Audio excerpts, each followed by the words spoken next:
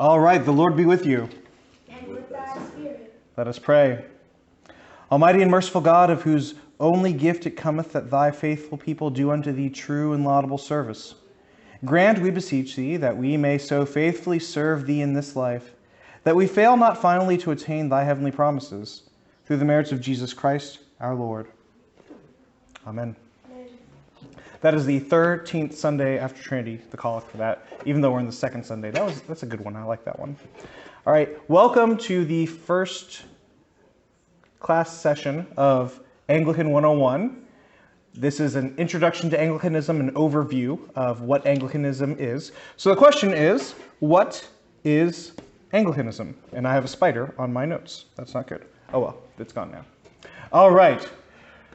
So you will have a debate oftentimes amongst people outside of Anglicanism or even within Anglicanism. Some will say that it is Protestant. Some will say that it is not Protestant. Some will say that it is Catholic. Some will say that it's not Catholic. Some will say that it is Reformed. Some will say that it is not Reformed. And then with each and every single one of those words, Protestant, Catholic, Reformed, there are going to be about 5 different definitions of what that means. So what is Anglicanism? Whatever we want to call it, we need to make sure that we define our terms. So I will say, as Anglicans, we are first and foremost Catholic. Now, Nate, when I say Catholic, does that mean we follow the Pope, that we're Roman Catholic? No. No. Okay, good. You remember the catechism, right?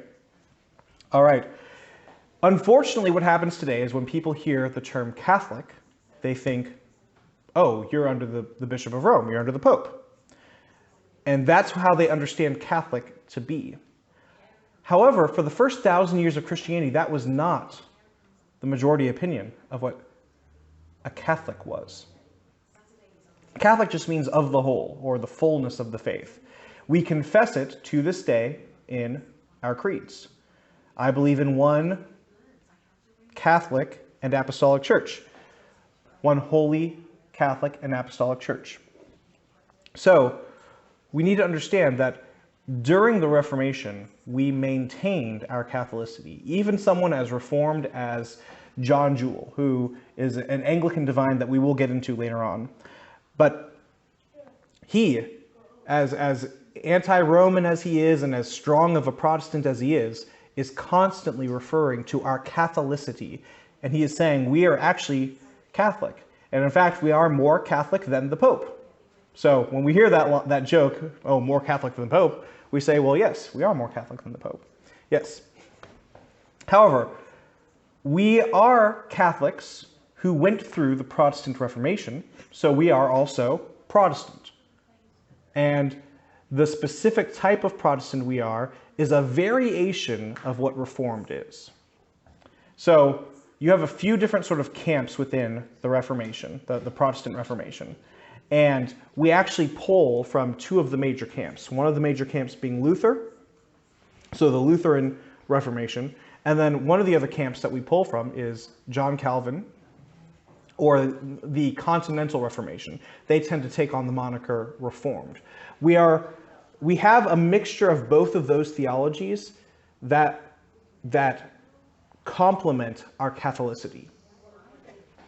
Now, that is sort of just the DNA of who we are.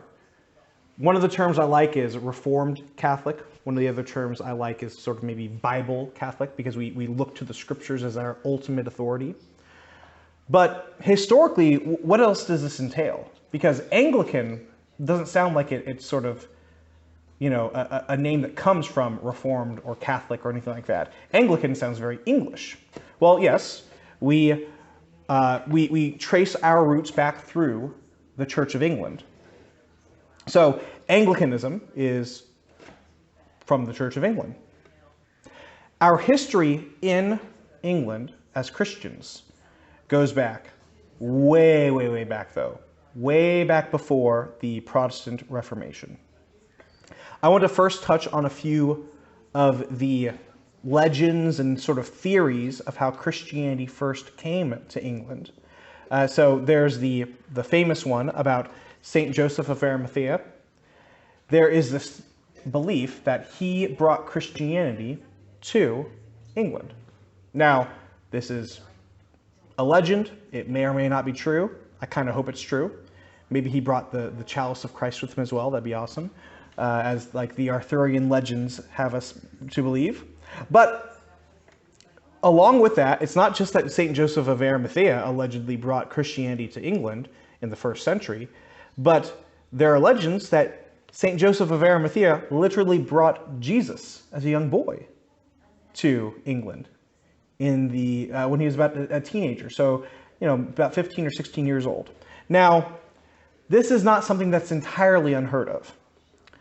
There were tin merchants at the time in the Mediterranean who did do trade with people in England, and Joseph of Arimathea was a rather rich man, and some people believe that he was actually the uncle of Jesus. So it is possible that he actually brought Jesus, very unlikely, but it's a fun little thing to sort of play around with, that he brought Jesus to England during his teen years. And in fact, there is a hymn called, I think, Jerusalem, an English hymn that talks about that, asking the question, did Jesus's feet, I don't remember the exact words, but like, did Jesus's feet trod on the England's shores or something like that. So regardless of whether or not you want to take those legends about Jesus and Joseph of Arimathea visiting England, whether or not you want to take those seriously, the sort of more historically verifiable theories have to do more with a few different things. So we have the Jews at Pentecost. During Pentecost, those who converted to Christianity were about 3,000. And during Pentecost, we're talking about Jews from all over the known world coming back to Jerusalem, to the temple. And what happens is they become Christians, they are baptized, and then they are sent out to various parts of the world where they came from. So obviously Alexandria, where there was a large Jewish presence, but also in continental Europe and possibly even to England. But even if we ignore that, we know that the Roman army in the 1st century, and even before, was in England at this time. They were having multiple battles with the Picts, P-I-C-T-S. How many of you have seen, what's it called, Braveheart? Have you seen Braveheart? Yes. Sort of like the Braveheart warriors, yes. The sort of crazy paint on their face, fighting naked and all that sort of stuff. Anyway, the Roman armies were trying to fight and conquer England and Scotland, all the way up to Scotland, but they couldn't because of the Picts. So that's where we get Hadrian's Wall and everything. But we know that Christianity did follow around with the Roman army. We have a variety of testimonies of early Christians who were Roman or who were soldiers or who converted from the Roman army and became Christians as Roman soldiers. So there is a possibility of that avenue either. Regardless, the sort of more established history prior to St. Augustine of Canterbury, who we will get to in a bit, St. Alban is the first sort of more or less verifiable saint we can talk about. He was around the 3rd century. There's a debate on whether he was martyred in 208, or I think it was 208 or 209 or something like that, or 308, 309. And there's a question to do with sort of differences in manuscripts, because it was either this one emperor that he was martyred under named Severus, or another emperor he was martyred under named Diocletian. So it was one or the other, either the early 3rd century, 200s, or the early 4th century, the 300s, where we have already verified, established Christians within England. And what's interesting about St. Alban is that he's called St. Alban because, like the name Alb, that's what he was named after. I don't think we have his real name, so we call him St. Alban. But what happened was he was protecting, he wasn't a Christian, he protected a priest who was being persecuted in England. and hid him and took his place by taking his coat and pretending to be the priest, and ended up becoming a Christian through that. After became a Christian and then took his place and took his coat and everything to pretend he was the priest, and was martyred in the place of that priest. And again, that's in the 3rd century or possibly 4th century. So we have already an established presence in England of Christianity in around the 300s, 2 or 300s, but definitely by the 300s, if not before. So I think I have a quote here. I'm trying to remember where I got it from. I think this is from Venerable Bede's history, ecclesiastical history of the Church of England. Alban received a fugitive cleric and put on his garment and his cloak that he was wearing, and delivered himself up to be killed instead of the priest, and was delivered immediately to the evil Caesar Severus. All right, so according to this sort of tradition, we see that it's Severus. So if it is Severus, it would be in the 200s. So more evidence that we have of Christians in England, whether or not you want to put Alban at 209 or 309, we know for sure that at 314 we had already bishops in England who were going to various councils. So the Council of Arles of AD 314, which is in modern France, this had multiple, I think about 3 or 4 English bishops in England, or from England, visiting in France for this council.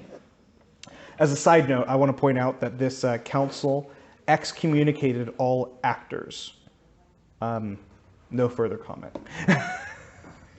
If you were an actor, you were excommunicated. Actors and like play acting and all that. Yeah. Yeah. So there is some interesting interaction between sort of like actors and racer. Like racing was also an excommunicable offense. And gladiatorial, yeah, like a lot, and a lot of the reasons was like because of the debauchery that would sort of be associated with it. So, yeah. So the church would kill him, or No, excommunicate, not kill. oh, Excommunicate, yeah. Okay. So we're seeing that there is already an established presence, and I do want to talk about. There is a debate that goes on. Sometimes when we talk about sort of the establishment of Christianity within England, there are sort of 2 sides of this debate. There will be the people who say that, like me, who say that, well, there's not really an established date of Christianity within England. It goes back to possibly as far back as the 1st century. And we have all these saints that we're talking about, St. Alban, I'm going to talk about St. Columba and St. Patrick as well. Then there's another side, which is more of sort of the Roman Catholic side, which talks about, no, you have to say that Christianity started in England at 597, AD 597, with St. Augustine of Canterbury. And I'll talk about the problems between sort of those 2 debates. It's not, I don't think it's a major debate, but some people try to make it out to be more important than it actually is.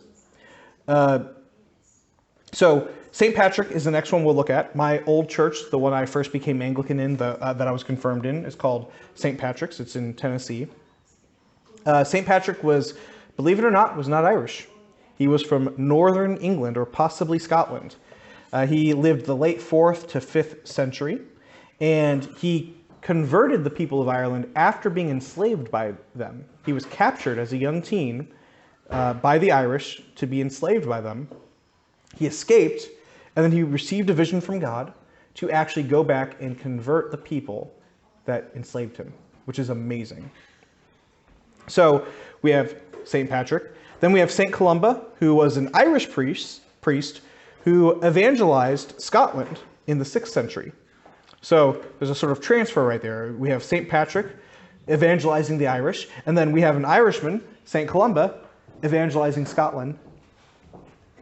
So he founded Iona, and if you have not been to Iona, it is one of the most beautiful spiritual places I've ever been to. Iona is off the coast of Scotland. You have to get going? Yeah, it was in that. All right, see you, Nate. Iona is off the coast of Scotland. I have visited it there once for about, I think, 4 hours, and it was absolutely beautiful. I loved it. I would love to go again. So St. Columba died in AD 597, which is the same year that St. Augustine of Canterbury on the south side of the British Irish Isles lands in Canterbury. So, St. Augustine of Canterbury. The story about him is this. St. Augustine of Canterbury is petitioned by the Bishop of Rome, St. Gregory, to go and evangelize the people in England. And they bring about 40 men or so with them to go and evangelize the island. And they right away are able to convert one of the local kings in southern England. However, they're more or less surprised at finding out that there are actually already Christians here. So going back to that sort of debate that I was talking about earlier, what happens is people like me, I say, well, look, we already have established bishops, we have established clergymen, we see Christianity, we don't know anything that is errant of the Christianity, the what we call Celtic Christianity, in the pre-St. Augustine Church within England, or within the British and Irish Isles. Then you have people on the other side saying, well, no, sort of, they may or may not say this part out loud, but they say basically sort of like, well, St. Augustine of Canterbury was commissioned by Rome to reach the people, so you can't say the church officially started until St. Augustine of Canterbury, which is always a really surprising position from people who are not Roman Catholics, because if you're not a Roman Catholic, then you believe that the bishop is the one who sort of sets up that authority. And we know that there are bishops already established. They were accepted within the Council of Arles.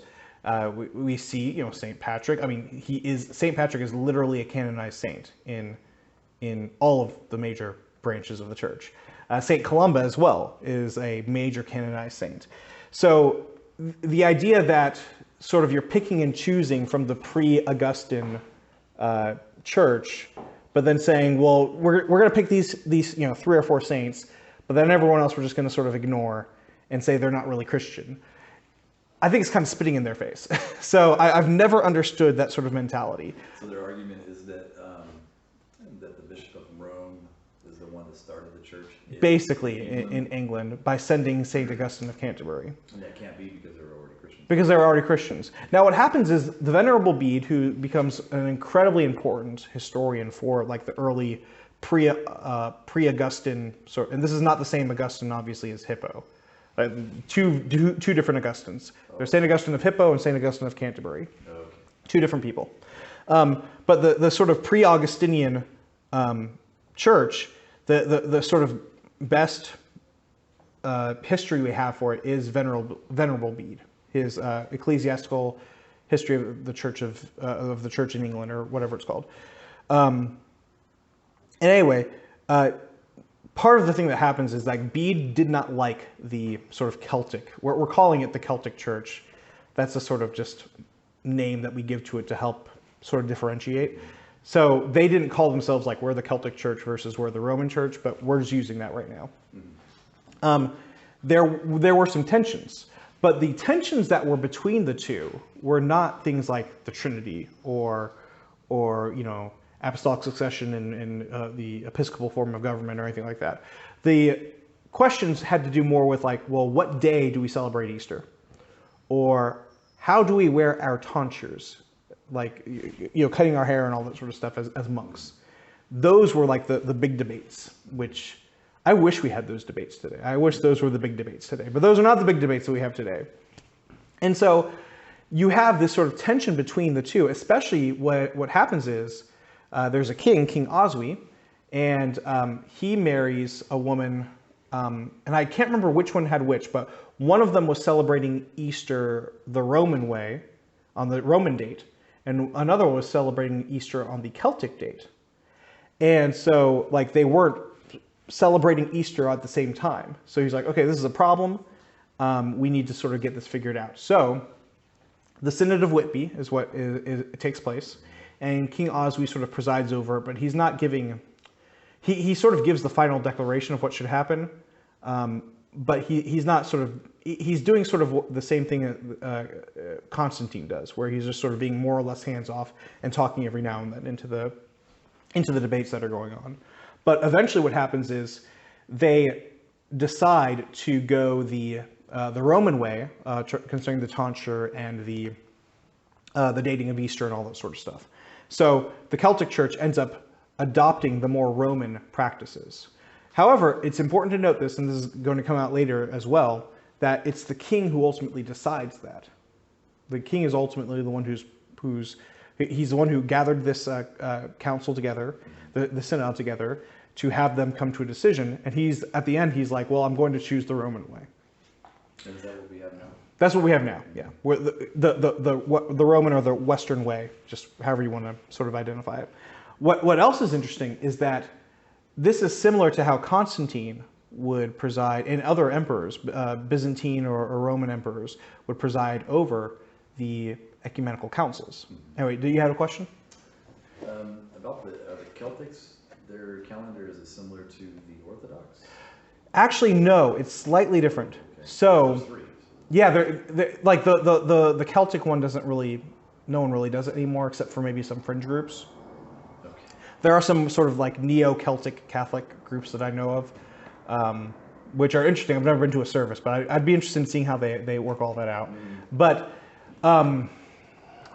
I used to know the difference, but there are these slight variations on how it was done.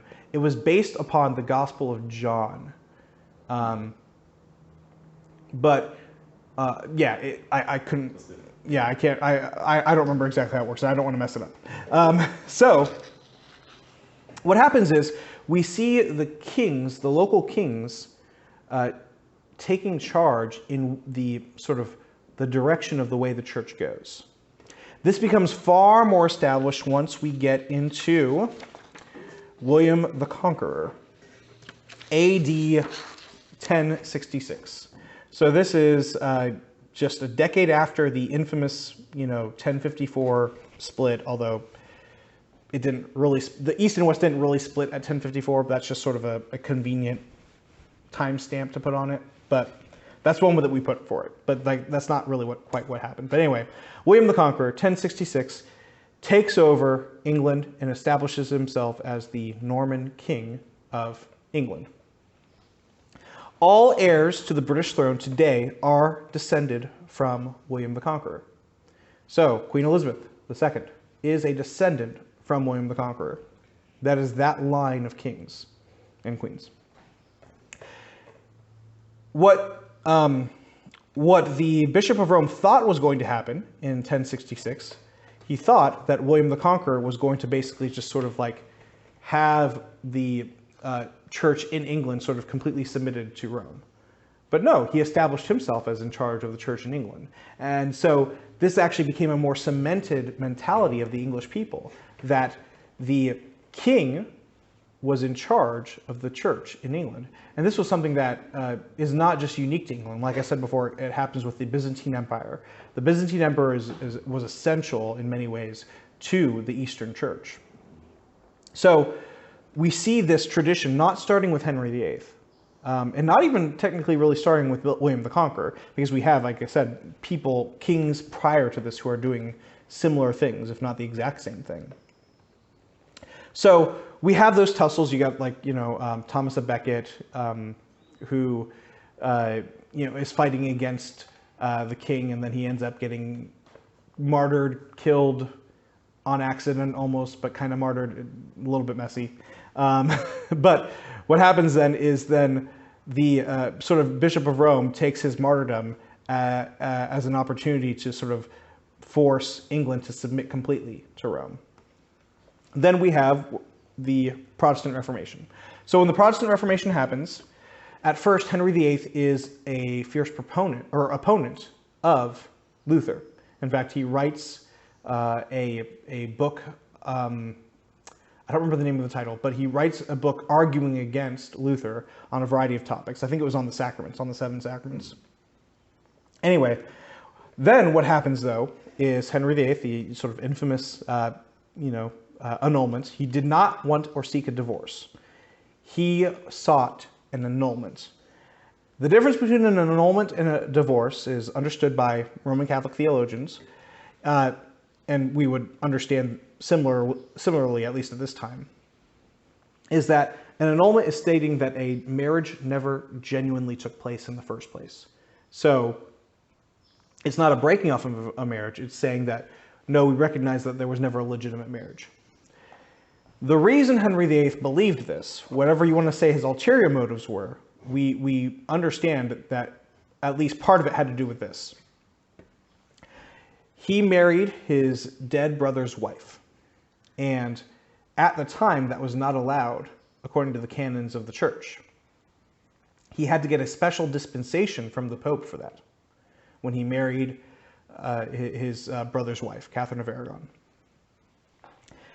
There's a passage in Leviticus that says that if you marry your brother's wife, it's a sin, it's an abomination, and that you will be childless for the rest of your days. So, for the years and years that followed, when he was married to her, child after child after child after child died. Out of all of his children, only one female, Mary Tudor, survived. So he, quite clearly, it seems, he genuinely believed that he was under the judgment of God for that annulment. And, he could point to the dispensation that he got from the Pope all he wants, but at the end of the day, he's still having his children die. So he's looking at this passage in Leviticus, and he's a theologian. Henry VIII was trained as a theologian. He's looking at this passage, and he's looking at the marriage that he had, and he's thinking, okay, this clearly is not, like, this was not supposed to be. So he makes his proposal to the Bishop of Rome, and we're not sure why, because this would have been a sort of standard allowance. Like, the Bishop of Rome would have generally allowed for this annulment to go through. The bishops of Rome have let annulments go for much less than this prior to that. But for whatever reason, the Bishop of Rome did not allow for this annulment. So Henry decided, well, I need to have an heir, and it's not just like sort of, oh, I want to have a son because, I want a family or something like that. As a king, your heir is the one who's going to be running the country next, and if you don't have a clear heir, then that's going to potentially spell doom for your country. So he decides to break from the Bishop of Rome, and he reestablishes the king as head of the Church of England. And again, this is not something that's novel to Henry VIII. This is something that has a deep history throughout both England and various parts of the church, especially in the East. So that's where, in 1534, where we break away from the Bishop of Rome. Now, what's important to understand this is I always want to be very careful with my words. We broke away from the Bishop of Rome. We did not say that we were breaking away from the Catholic Church, because we still recognized ourselves as Catholic. To this day, we recognize ourselves as Catholic. What happens is we are saying the Bishop of Rome has no jurisdiction over the Church in England, that he has a limited jurisdiction. And we can measure that in a variety of ways. But at the end of the day, what we're saying is we deny papal supremacy.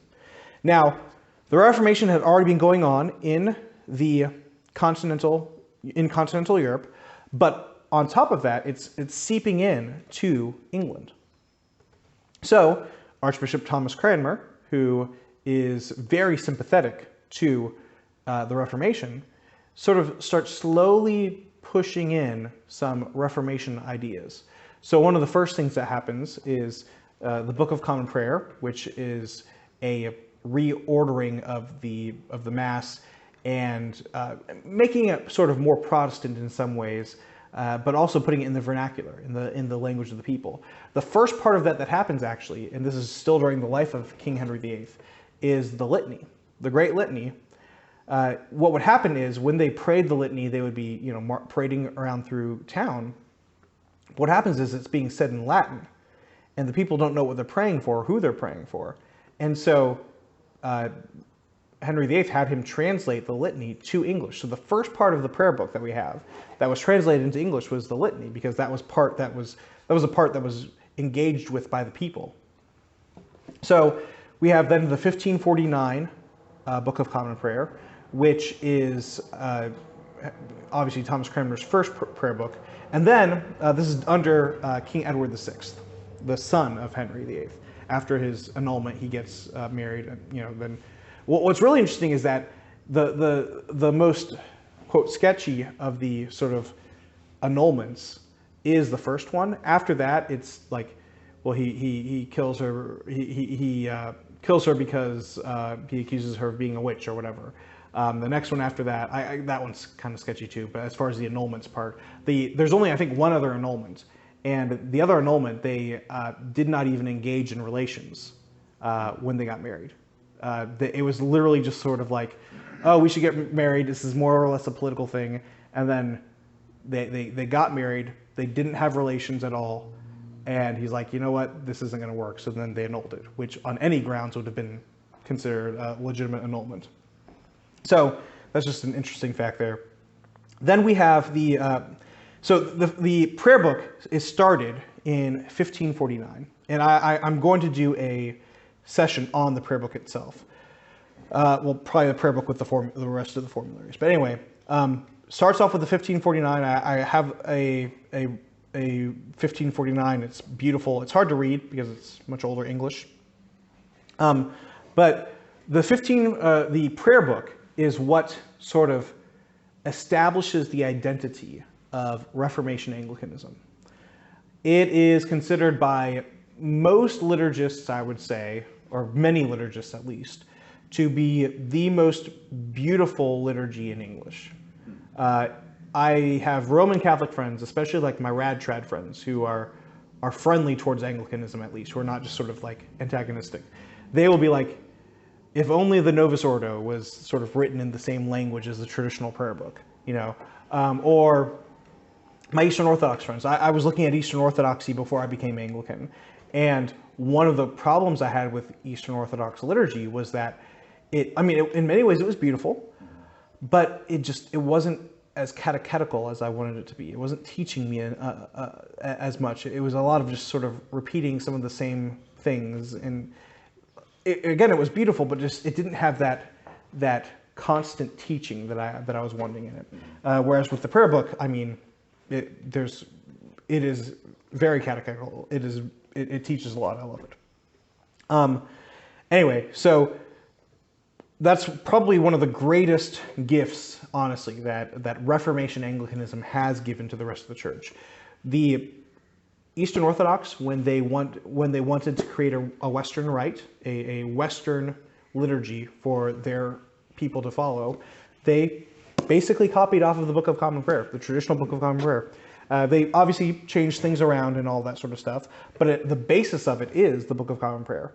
Many of the Roman Catholics established something called the Anglican Ordinariate to try to sort of poach Anglicans out of Anglicanism and try to get them into Rome. Like, hey, you can pretend to be Anglican, but you're still Roman, but you're actually Roman. But anyway, they take a lot from the Book of Common Prayer. So everyone loves the Book of Common Prayer. Charles, or who's the other one? John Wesley. I don't have the quote in front of me, but John Wesley, who is obviously an Anglican, he's a priest. He started the Methodist movement, but he never desired to have it leave Anglicanism. After his death, it left Anglicanism, but that wasn't, I would say that's not because of him necessarily. But anyway, he called the Book of Common Prayer, the liturgy of the Book of Common Prayer, to be the most beautiful liturgy, bar none. And I tend to agree. So we have the Book of Common Prayer, again, very important for our tradition. So after Henry VIII died, we have Edward VI. And then Edward VI was a young boy when he took the throne, but he also died at a young age. He was a sickly boy. So we have, he dies, and then Mary, she ends up taking the throne. Now, Mary was from the union between Catherine of Aragon and Henry VIII. she was raised Roman Catholic. So when she takes the throne, she forces the church to go back under the Bishop of Rome. And she martyrs a lot of the leaders of the church in England at that time. So you have Bishop Latimer and Bishop Ridley. You have Cranmer as well, and a variety of others. Many flee as well. But she sort of has a reign of terror that sort of, to sort of reestablish the Roman see over the church in England. She then dies. So within, less than 10 years or so, we have 3 monarchs who die. None of them were killed, as far as we know, by the way. They died. Then Queen Elizabeth takes the throne. Queen Elizabeth ends up being a sort of mediating power. Now, what happens is, under Edward VI, so you've got, just sort of to visualize this, you have Henry VIII. He's basically Roman Catholic, but just without the Pope. Then you have Edward VI. Not so much him, I guess you could say, as much as like the advisors over him since he was a child. They push for a sort of more extreme Reformation, something that you would find maybe more on the continent, sort of almost a Zwinglian Reformation. Then you have Mary Tudor, and she brings it back to Rome. And then you have Queen Elizabeth right here. Queen Elizabeth is a mediating power between sort of the more extreme versions of the Reformation and closer. She's much closer to the more conservative ones. So Luther is actually, in many ways, quite a conservative reformer. There are some things that he's obviously very bombastic, but that's not what I mean when I say conservative. Versus someone like a Zwingli, who sort of takes a more sort of extreme route in many ways. So she's pushing away from Zwingli. She's going closer to Calvin and Luther in her theology. And in fact, she's actually even more conservative than them. So for instance, the chaplain for the Queen was constantly having to take out a crucifix that was in her private chapel. Because she kept putting the crucifix back up there, and he was an iconoclast, so he kept sort of taking it away from her. And she's like, "No, I want it back," and all that sort of stuff. Anyway, so she saw the need to mediate between the parties, because what happens within Anglicanism is you have these various parties. You have this sort of very few like Henrician type party. Then you have a lot of the more a lot of Roman Catholics still, who are now they're the ones who are hiding. And then you have the more sort of extreme, more puritanical type Anglicans. And then you have the Lutheran types as well. And then you have like the Calvin types. So there's all these different parties. And so she's trying to unite this nation who's had major religious upheaval and turmoil throughout the past decade. And she's just trying to sort of flatten it all out. So she sticks as a Protestant, but she's also not willing to sort of condemn outright all sorts of different positions. That's why what you see within the formularies, our 39 articles, is a much more limited statement on things versus, say, like the Book of Concord, the Lutheran Book of Concord, or what you later see with like the Westminster Confession, the London Baptist Confession, all that sort of stuff. So that's where we get that sort of idea of the, quote, via media. Now, what this does not mean is that have you ever heard of that sort of fable about the battle between the birds and the beasts? No. No? Okay. There's a fable about the battle between the birds and the beasts. So the birds and the beasts were fighting each other in the forest. And they're just having this huge war. The bat, whenever he saw that the birds were winning, he started fighting with the birds against the beasts. And they're like, wait a minute, are you a bird? He's like, yeah, I'm a bird. I have wings just like you. But then when the beasts started winning, he switched over to the beast side. Like, wait a minute, are you a beast? You're a bird. Weren't you a bird? He's like, no, I'm a beast. I have fur just like you. And so he kept doing that back and forth. And then finally, both parties were just like, kick him out. So they kicked out the bat. That's not what is meant by the via media. The via media is not this sort of like I'm dancing around being like, oh, am I Protestant? Am I Roman Catholic? Am I Lutheran? Or like that's not how it works. It's establishing an understanding that we are not trying to go to extremes. It is establishing an understanding that we want to keep our Catholicity and we want to recognize the good within the Reformation. So we have both elements within our tradition. We are Reformed and we are Catholic. This is why we confess in the Nicene Creed, one Holy Catholic and Apostolic Church, but we also identify as Protestant. So historically, it is the Protestant Episcopal Church in the United States. That name, Protestant. But then again, in our creeds, we're Catholic. So we can be Catholic and we can be Protestant. Fast forward a few hundred years, there's a lot to go through and I'm not going to have time for it all. But fast forward to Bishop Pike, to the 20th century. This church right here, we left under Bishop Pike. Bishop Pike was a bishop who sort of was the first of the really bad fruit or bad apples in the Episcopal Church. Sort of, questioning the resurrection, questioning the deity of Christ, questioning the Trinity and all that sort of stuff. Just a really sad life. Our church left while they were under him. St. Paul's here. That was in the 60s or so. And so what later on happens is you see the Episcopal Church sort of declining and declining and declining. In the 70s, we start seeing the, quote, ordination of women to the priesthood with the Philadelphia 11, which is where it was allegedly this spontaneous act, but it was not spontaneous. It was pre-planned, where some bishops were just going to have some female deacons up there and just be like, oh, what? The Spirit is telling us to ordain these women. And then they, quote, ordain the women. There's all that sort of stuff. And then in the 90s, I think it was, they allowed for female bishops. And then in 2003, this is sort of when it was sort of the last straw for many of the Anglicans or many of the Episcopalians, where we see Gene Robinson, the first openly gay man, non-celibate gay man as well, who left his wife for his, quote, husband. So, I mean, even if you accept homosexuality, that biblically that's not allowable to be a bishop and do that. All that, he ends up being, quote, consecrated as a bishop. And that's sort of just like when we're like, okay, we're done here. And so from 2003 all the way to 2009, you see sort of a bunch of churches within the Episcopal Church sort of leaving the Episcopal Church. And many of them, most of them by far, actually had to give up their property. My old priest in Tennessee, he planted a church in the town in Tennessee, I think it was Smyrna actually, called All Saints.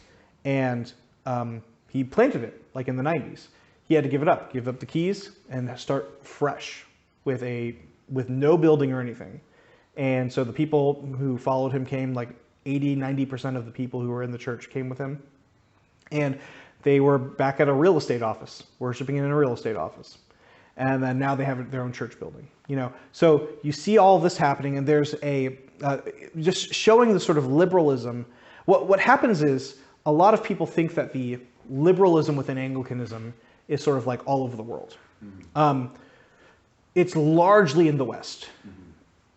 For instance, the largest province in all of Anglicanism, by far, is the Nigerian province. Mm-hmm. The Nigerian province is obviously in Africa.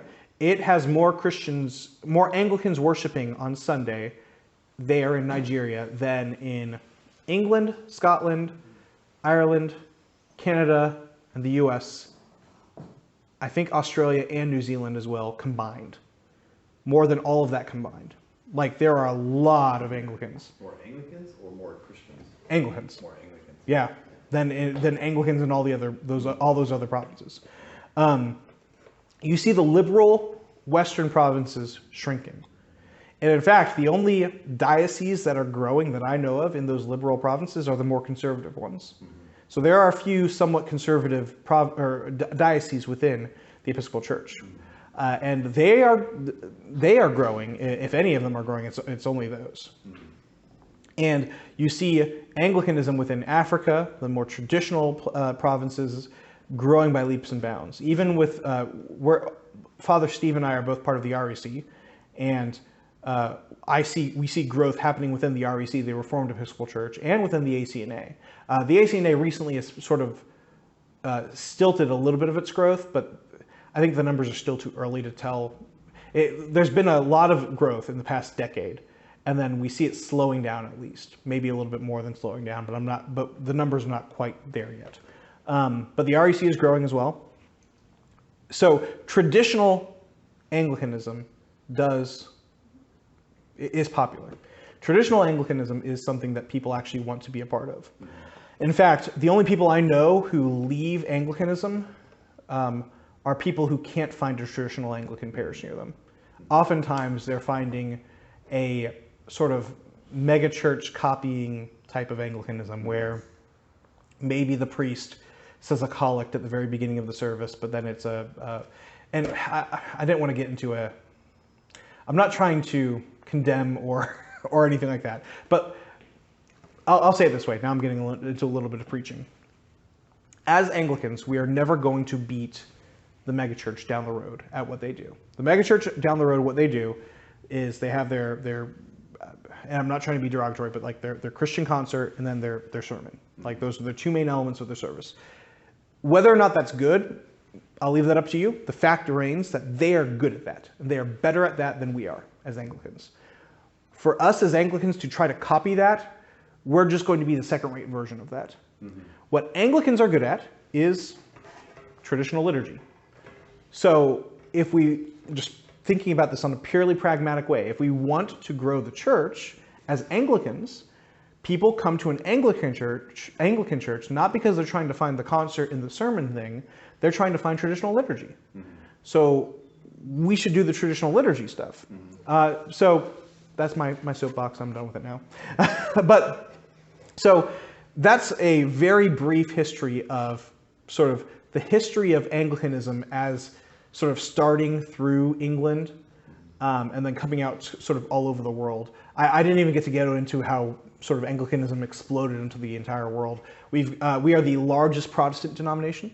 We are the third largest tradition within all of Christendom. We are after the Roman Catholics and after the Eastern/Oriental. I guess you could divide those two. And I don't know how big the Oriental Orthodox are, but we're like third or fourth large. We're one of the largest, definitely, within all of Christendom. A lot of that has to do with missionary efforts. We have a very different approach to missionary efforts from other groups too. So what we ended up doing was, oftentimes what you see with a lot of traditions is that when they go to the foreign mission field, they will do one of two things. They will either sort of completely condemn all of the cultural practices that tradition that area has, or they will incorporate them sort of fully into Christian tradition, and there you have syncretism happen. Mm-hmm. Both of those are not good. I don't think you should just completely reject all the cultural stuff that they have. They have their cultural uniqueness, and there are good things in that. But then at the same time, you don't want to do syncretism. Where, I mean, one of the reasons that my mom is Cuban. One of the reasons that you have former Roman Catholics who within Cuba who sort of become Baptist or whatever, they have such a intense dislike for sort of for Roman Catholicism is that they see the syncretism that happens sort of with it, especially like with Mexico and all that sort of stuff. You see these practices that, I mean, Pachamama is one example. Pachamama is like very much a syncretic, is that the word? Anyway. They're trying to claim that you have I've actually had Roman Catholic friends defend it, who are very traditional, defend it by saying, well, you can sing praises to Mother Earth, and Pachamama is sort of the equivalent to Mother Earth. And I'm just like, I can't make those arguments, I'm sorry. So there is a balance between sort of rejecting the complete cultural sort of narrative that is in that area. You don't want to completely just say everything, you don't want to be like, okay, you have to wear a suit and tie and, sing in English kind of thing. But you don't want to just completely just adopt everything. Like, oh, well, you have this, child-eating God. Well, we're going to turn that into a saint. Like, no, that's not how that works. So that's one of the reasons why Anglicanism became so successful in its missions work, especially within Africa. And that's why the strongest Anglicans, I would say, in the world are the African Anglicans. They, especially with what they have to go through, they are having to deal with being persecuted by Islam. Nigeria is controlled by Islam, and so southern Nigeria is safer because that's where more of the Christians are. Northern Nigeria, I have Christian friends, seminary friends that I went with, who live in the northern part of Nigeria, and they have to deal with being, with ransoms and kidnappings and death and theft and all that sort of stuff. The church in Africa is persecuted by Muslims a lot of times, but the African Christians don't compromise. They are much stronger. Well, obviously not, many of them don't compromise. I'm not trying to do too much of a blanket statement. So yeah, that's again a very brief overview of sort of the history of Anglicanism. Any questions? No. No? What comes to mind? Or comments or thoughts? About maybe about the political overlap between the Anglican Church, because the king is head of the church, but in Nigeria, are Anglicans That's an important point. Yes, I should have brought that up. Thank you very much. Yes. So the question being, sort of, when the king is over the Church of England, what does that mean for everyone who's Anglican? politically, Right. I mean, So are we in our, I guess Yeah. in our mission work, does it involve politics? Are we taking over the political realm of nations when we make disciples? So the way the mission work worked historically is that it was mostly England who was doing the mission work. So when they were sort of conquering these lands, they were like, well, we have people here, these are our colonies and all that sort of stuff. We're going to establish, Church of England parishes here. And oftentimes what happens is they didn't even think to sort of like convert the natives. So it was basically just for like the English people there. Then people were like, no, we need to start actually converting these people, So they started converting people, but they also were putting Africans and others in leadership as well. So they, I can't remember the name of the first African bishop. Can't remember his name right now. Anyway, they started sort of raising up people within the local areas, raising them, discipling them, and that's why you've got, I think, about 3 generations is as long as it takes to sort of get a Christianity rooted into a culture. And so once those 3 generations pass, you have them sort of taking the reins themselves. Now, what does that mean for the King of England or the Queen of England? It depends. With a colony, they're still subject to the crown.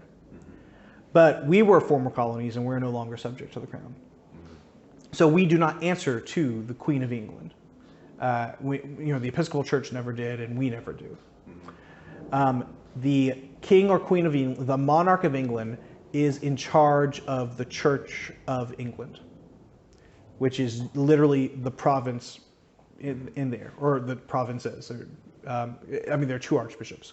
There's the Archbishop of Canterbury and the Archbishop of York. He's the monarch of all sort of all the places, of the Church of England. So, as non-British citizens, we don't have to worry about that. That's not what we're under. So, there is this common misconception that the sort of King of England or the Queen of England is the equivalent to the Bishop of Rome, when that's not even close to the case. What is the case is that, again, the monarch is in charge of the church in England and has very limited power. The being in charge is much more of an administrative thing than it is a sort of like theological thing. It's not a clerical position. The Bishop of Rome, in many ways, I don't know if you're familiar with the 2 swords doctrine. Have you ever heard of that?